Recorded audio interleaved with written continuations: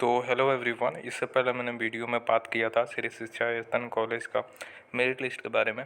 अब आपको उनका गाइडलाइन आपको समझा देते, ठीक है। एक वीडियो में आपको उसमें मिक्सअप हो जाता और काफ़ी आने वाले स्टूडेंट को भी प्रॉब्लम हो जाती, इसीलिए तो यहीं पे जिनका भी मेरिट लिस्ट आएगा तो वो नीचे वाले पे सारा चीज़ें आपको चेक कर लीजिएगा, ठीक है। फर्स्ट वाले भी देख रहे हैं, चाहे सेकेंड वाले मेरिट लिस्ट वाले, ये थर्ड वाले, ठीक है। तो वही गाइडलाइन एंड फीस स्ट्रक्चर के बारे में बात कर लेंगे। आप अगर आपका लिस्ट में नाम आ गया तो क्या गाइडलाइन है आपके लिए और फीस स्ट्रक्चर क्या होने वाला है, ठीक है। तो यहाँ पे आपको क्लिक करना है, ठीक है। क्लिक करने के बाद एक PDF आपको डाउनलोड होगा, थोड़ा सा वेट कीजिए। तो PDF डाउनलोड हो रहा है, बस थोड़ी देर में आपका PDF डाउनलोड हो जाएगा। उसके बाद उसमें सारा डिटेल आपका गाइडलाइन वगैरह सारा चीज़ें उस पर मेंशन किया रहेगा। तो फाइनली इसमें डाउनलोड हो चुका है, तो देख सकते हो आप। Shri Shikshayatan college 4 years honours with research and without research, ठीक है। Fees to be paid at the time of admission. Admission के टाइम पे कितनी फ़ीस आपको जमा करनी है वो देख लीजिए आप।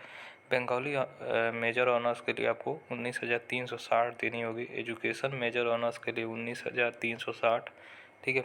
इंग्लिश ऑनर्स के लिए, हिंदी मेजर के लिए, history honours, journalism and mass communication, political science, sociology, BA general, ठीक है। ये तीनों के, ये सारे कोर्सेज़ के लिए आपको 19,360 देने होंगे, ठीक है। BA जनरल आपका 3 साल का कोर्स है, ठीक है। Botany honours, chemistry honours, economics honours, geography honours, mathematics honours, BSc general के लिए आपको 21,460 रुपया देना होगा। BSc जनरल के लिए, मैथमेटिक्स ऑनर्स के लिए 21,460, ज्योग्राफी ऑनर्स के लिए 22,360 है, इकोनॉमिक्स ऑनर्स के लिए 21,460 है, केमिस्ट्री ऑनर्स के लिए 22,360 है, बॉटनी ऑनर्स के लिए 22,360 है, ठीक है। इसमें कुछ कुछ फीसें अलग अलग है।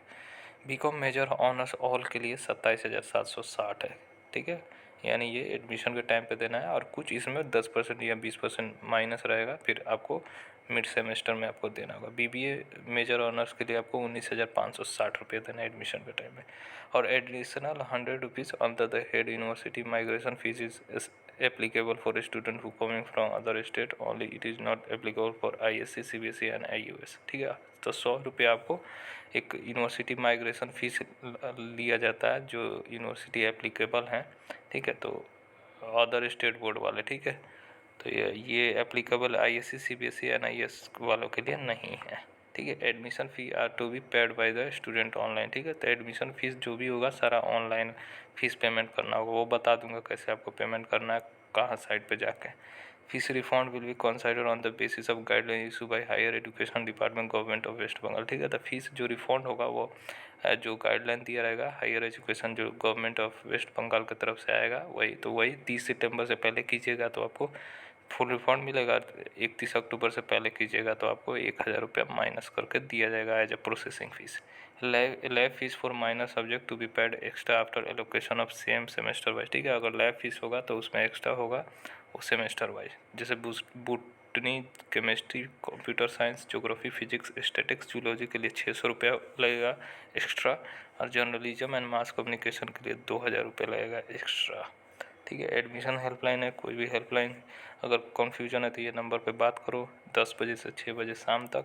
व्हाट्सएप नंबर ये है, 10 बजे से 6 बजे टाइम तक। गाइडलाइन आप बात कर लेते हैं, ठीक है। The merit listed student are to be pay their admission fee online as per date and time mention in the merit list, ठीक है। तो जिनको मेरिट लिस्ट में नाम आ गया तो वो उनको अप्लीकेशन फ़ी ऑनलाइन पे करना है, जो टाइम दिया गया, जैसे 16 से 18 के बीच में फर्स्ट वालों का दिया है तो उसी के बीच में आपको करना है।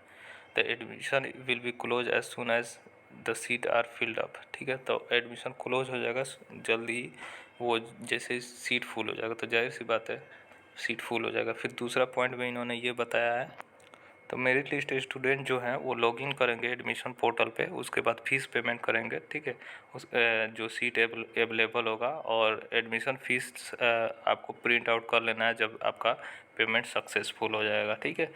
तो आपको वही लॉगिन करके आपको फीस पेमेंट वगैरह जो भी होगा कर लीजिएगा, जिनका मेरिट लिस्ट में नाम आएगा, और चालान डाउनलोड कर लीजिएगा, वो काफ़ी ज़रूरी है क्योंकि एडमिशन जब वेरिफिकेशन होगा उसमें देना रहता है। तीसरा पॉइंट भी इन्होंने ये बोला है कि जो स्टूडेंट है वो एडमिशन फ़ीस जो होगा वो एक टाइम के बीच में आपको पे करना होगा। अगर आपने उस टाइम के पहले आपने पेमेंट नहीं किया तो वो कॉलेज आपका जिम्मेदारी नहीं होगा, ठीक है। तो जो टाइम दिया गया उसी के बीच में आपको करना होगा। फिर चौथा पॉइंट में आपको बोला गया है कि आपको payment debit credit card net banking के थ्रू आप कर सकते हैं। अगर आपका मान लीजिए आपका पेमेंट डिडक्ट हो गया और चालान नहीं जनरेट हुआ तो आप student are required to email their name contact application number with payment proof mini statement ATM scan copy and जो पेज।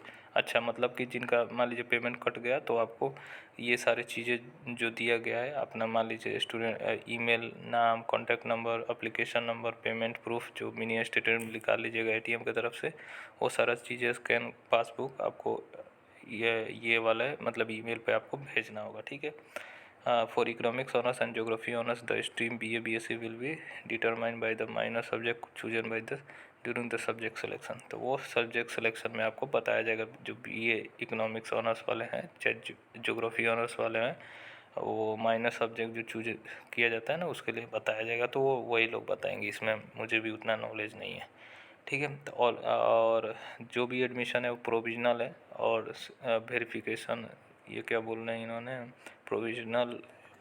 अच्छा हाँ, आपने पेमेंट कर दिया तो वो एडमिशन अभी प्रोविजनल है। जब तक आपका डॉक्यूमेंट वेरिफिकेशन नहीं होगा तो आपको कन्फर्म नहीं होगा। अगर डॉक्यूमेंट वेरिफिकेशन में अगर कोई गलती पाया जाएगा तो कॉलेज आपका ये कर सकता है आपका एडमिशन कैंसिल।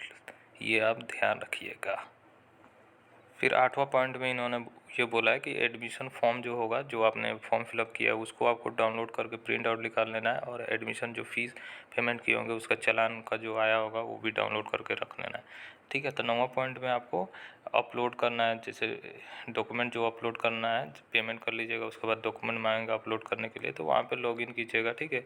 लॉगिन करने के बाद पोर्टल पर आपको सारा ओरिजिनल डॉक्यूमेंट वो मांगेगा तो आप अपना डॉक्यूमेंट 1 बाय 1 सारा चीज़ें अपलोड कर लीजिए। क्या क्या डॉक्यूमेंट चाहिए वो देख लीजिए। कलर फोटोग्राफ चाहिए JPG फॉर्मेट में 100 KB, full and running hand signature एक चाहिए, ठीक है। क्लास 10th का मतलब एडमिट कार्ड भी चलेगा या ये सर्टिफिकेट जो रहेगा 10th का वो भी चलेगा। 150 KB में उसको अपलोड करना है, ठीक है। इसमें कोई अटेस्टेड का इन्होंने नहीं बोला है, ठीक है।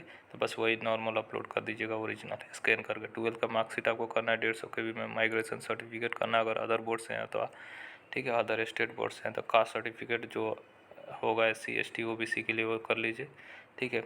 कास्ट सर्टिफिकेट के लिए आपको कौन कौन सा लेवल का अगर है तो चलेगा, ठीक है। और सारा चीज़ें आपको स्कैन करके रखना है, ठीक है, अच्छे रिजोल्यूशन में कि साफ साफ आपको दिख जाए, ठीक है।